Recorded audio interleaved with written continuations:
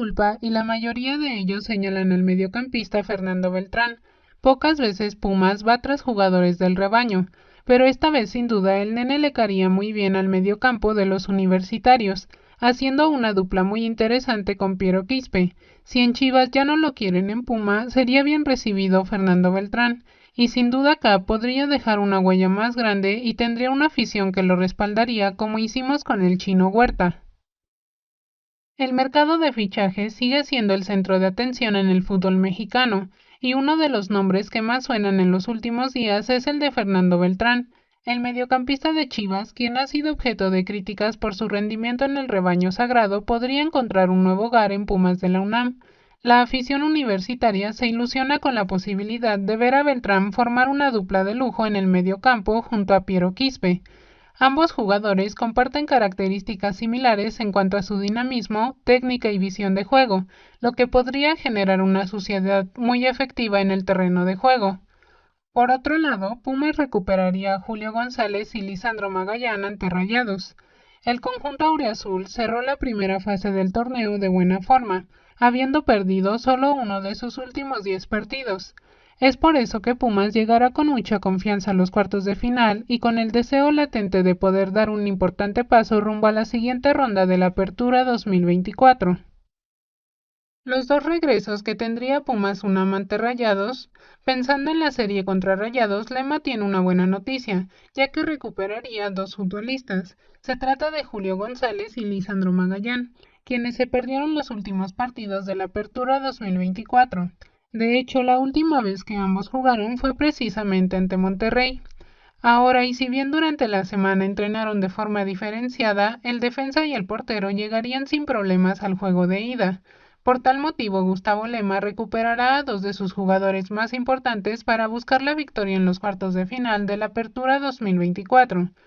¿Cuándo juegan Pumas UNAM contra Rayados por la liguilla? A la espera de la confirmación de los horarios, el juego de ida tendrá lugar el próximo miércoles 27 de noviembre, mientras que la vuelta será el sábado 30. En el transcurso de los próximos días, la Liga MX tendrá que definir a qué hora se disputarán los compromisos. Por último, Villa destapa acalorada discusión con Mario Carrillo y van a llegar a los golpes. Cuando Pumas fichó a Emmanuel Villa, el delantero argentino era uno de los mejores delanteros del fútbol mexicano. Sin embargo, en el cuadro auriazul, el atacante tuvo un paso fugaz, ya que nunca logró marcar la diferencia que tanto esperaban. Gran parte de eso se debió a la poca actividad que tuvo en la etapa de Carrillo. El ahora analista de ESPN es considerado uno de los peores técnicos en la historia de Pumas. Desde un principio la afición universitaria cuestionó su llegada por su pasado con el Club América, dándole la espalda y sentenciándolo desde el primer partido, incluso los resultados tampoco lo acompañaban, generando más presión. Uno de los fichajes que Pumas hizo aquella campaña fue la de Villa, quien llegaba con buen cartel, pero por alguna razón Carrillo no le daba muchos minutos. En una entrevista con Jóscar Gutiérrez, el Tito habló de la relación que tenía con Mario, revelando que tuvo varios altercados ya que el entonces entrenador lo acusaba de ir contra el equipo. Yo le dije, Mario, me extraña, un tipo de fútbol como tú, si tenías un problema hubieras venido a hablar conmigo. Pero esto en principio se me hace mucho que no tengas la personalidad para venir conmigo de frente y decirme si piensas algo de mí. Carrillo dio aviso a la directiva de Pumas que Villa no seguía indicaciones, por lo cual lo mandaron a llamar. Una vez solucionado el problema, el argentino encaró al estratega mexicano, señalando que no tenía el valor de decirle de frente las cosas, por lo que en ese momento estuvieron cerca de llegar a los golpes. Yo le dije, te debería cargar a trompadas, porque por un lado estoy siendo respetuoso, pero si estuviera solo le hubiera partido su madre. ¿Cómo vas a decir que quiero ir en contra de mis propios intereses? Desde su llegada a Cruz Azul, Giorgio Giacomakis ha acaparado todos los reflectores del fútbol mexicano por su condición de goleador y además europeo. Y es que no es muy común que un jugador con estas características arribe al país azteca. No obstante, contento por asumir el reto, el delantero nacido en Grecia aceptó reforzar a la máquina de Martín Anselmi para la Apertura 2024, y no ha decepcionado. El futbolista de 29 años de edad ya registra 5 goles en los 9 partidos que ha disputado como celeste. De esta manera, Giorgio Giacomacchi sorprendió al aumentar su valor de mercado, ya que llegó a Cruz Azul el verano pasado con un valor de 8.02 millones de euros, mientras que en la última actualización que realizó Transfermarkt su carta ya ascendió a 9 millones de euros.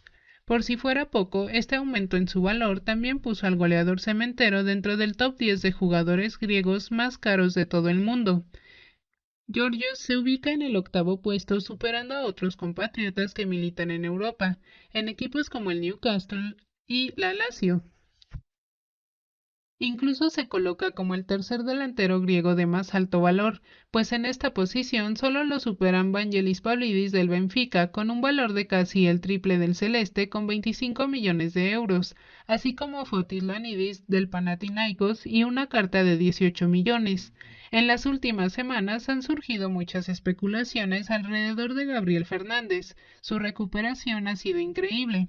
Además de haberse puesto a la par que sus compañeros, en los entrenamientos se lo ha visto muy bien con el balón. Es por eso que el cuerpo técnico tomó la decisión de tenerlo en cuenta de cara a la parte final de la Apertura 2024. La realidad es que el Toro fue una pieza muy importante para Martín Anselmi en el primer equipo que construyó en el Clausura 2024. Por lo tanto, hay muchas expectativas de que pueda volver a mostrar aquella versión tras estar 8 meses recuperándose de su lesión de rodilla. Aún así, una de las grandes incógnitas alrededor del delantero uruguayo tiene que ver con cuándo regresará a las canchas. El plan inicial era que el Toro pueda jugar el viernes frente a Puebla con la sub-23 de Cruz Azul, pero el estado del campo de juego es algo que preocupa. En caso de que esto se mantenga así el día del partido, es muy probable que no lo arriesguen porque sufrir otra lesión podría ser catastrófico. Asimismo, Adrián Esparzoteo reveló que Fernández se encuentra tan bien físicamente que podría ser tenido en cuenta por Anselmi sin problemas. Incluso el periodista de TUDN señaló que podría tener alrededor de 10 minutos en el duelo contra la Franja en caso de que el entrenador así lo decida. El único problema que tiene el delantero de 30 años es que no cuenta con un ritmo de competencia al haber estado 8 meses inactivo. En la misma línea, la idea también es cuidarlo para que no sufra ninguna molestia muscular, algo que suele ser común cuando se regresa después de tanto tiempo. Otra de las grandes interrogantes que hay sobre la cabeza del Toro Fernández es cómo desea utilizarlo Martín Anselmi. Todo indica que el uruguayo no sería una competencia ni para Giorgios Giacomacchi ni para Ángel Sepúlveda. Al igual que sucedió en el primer semestre, es un delantero que funciona mejor como un complemento de un atacante que si sea una referencia de área. Un hecho que marcó un antes y un después en la era moderna de Cruz Azul fue la salida de Luis Fernando Tena. A pesar de que no pudo cumplir con los objetivos esperados en su última etapa, está claro que se trataba de un símbolo de la institución. Después de quedarse a las puertas de clasificar a la liguilla, la directiva no tuvo más remedio que dar un rotundo cambio para la siguiente temporada. Lo que sucedió con la salida de Tena es que fue uno de los primeros pasos que dio la máquina para entrar a la era Boink, una de las épocas más oscuras del club. Por su parte, Luis Fernando continuó trabajando en otros clubes de la Liga MX, aunque tampoco pudo tener demasiado éxito. Curiosamente, en 2021 se le abrió la oportunidad de hacerse cargo de la selección de Guatemala. Allí logró establecer una metodología de trabajo que ayudó a que el país pueda crecer futbolísticamente. Sin embargo, el seleccionado guatemalteco está atravesando una crisis de resultados y Luis Fernando Tena se encuentra más cuestionado que nunca. De hecho, la afición pide con mucha euforia su despido, pero el mexicano tiene contrato hasta la finalización de las eliminatorias de CONCACAF 2026. La situación conflictiva comenzó a crecer a partir de que Guatemala perdió por goleada contra Costa Rica y se le escapó la posibilidad de clasificar a los cuartos de final de la Nations League. El premio de consuelo que recibió el seleccionado comandado por Tena fue la clasificación a la ronda preliminar de la Copa Oro. Había muchas esperanzas en avanzar en la competición, por lo que esta derrota produjo decepción. En una entrevista con Josgar Gutiérrez, el exentrenador cementero señaló cuál es el partido que más le dolió perder. El 19 de diciembre del 99 es la derrota más dolorosa. He sufrido muchas derrotas en más de 25 años de técnico, pero esa es la más dolorosa que he sufrido yo. Es una que me dejó 3 meses en shock, sin dormir, o me despertaba y decía, carajo, ¿cómo perdimos? Volví a ver los videos para ver en qué me equivoqué. No encontraba la equivocación. Yo decía, la alineación fue la correcta, los cambios fueron los correctos. El estado de ánimo de Pachuca era mejor porque no tenían nada que perder, no eran favoritos ni para clasificar e hicieron un torneo extraordinario. Nosotros teníamos un plantel mejor que el de ellos, expresó Luis Fernando Tena. Kevin Mier ha deslumbrado a propios y extraños desde su llegada al fútbol mexicano. Con su capacidad bajo los tres palos, sus impresionantes estadísticas y su buen juego con los pies se convirtió en una pieza clave en la exitosa alineación del Cruz Azul de Martín Anselmi. Este altísimo rendimiento evidenciado desde su llegada a la máquina también lo llevó a afianzarse como habitual convocado de la selección colombiana que conduce Néstor Lorenzo. Al mismo tiempo, el guardameta de 24 años comenzó a incrementar su valor de mercado, lo cual continúa sucediendo hasta estos días.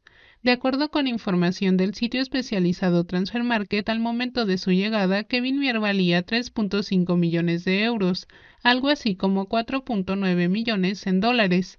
En la actualización de marzo pasó a costar 4.5, mientras que en junio este valor se incrementó a 5.5 millones y pudo convertirse en el portero más caro del fútbol mexicano, aunque de manera compartida.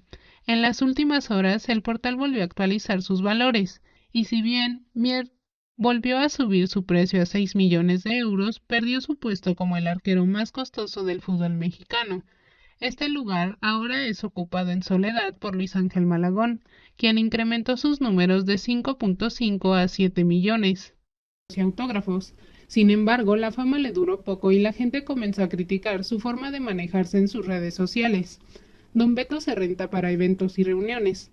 Luego de hacer porras sin sentido en TikTok para la selección mexicana y Pumas, la afición se cansó de Don Beto y sus videos en redes sociales, al extremo de insultarlo y pedirle que ya no subiera más contenido a sus cuentas, pues ya había perdido la gracia. Pero ahora Ugalde García se voló la barda, ya que ahora se renta para amenizar eventos y fiestas de la gente. Mis queridos Puma amigos, esperando que estén todos bien, un saludo de su Puma amigo Alberto Ugalde García, Don Beto. Para contrataciones en Guadalajara con Pablo Bat, estamos a sus órdenes. Cualquier cuestión con él, por favor. Él ya se pone en contacto conmigo y con gusto acudiremos a su evento. Gracias y muy buen día, expresó en un video el famoso Don Beto. Por otro lado, últimas bajas de Pumas de último momento.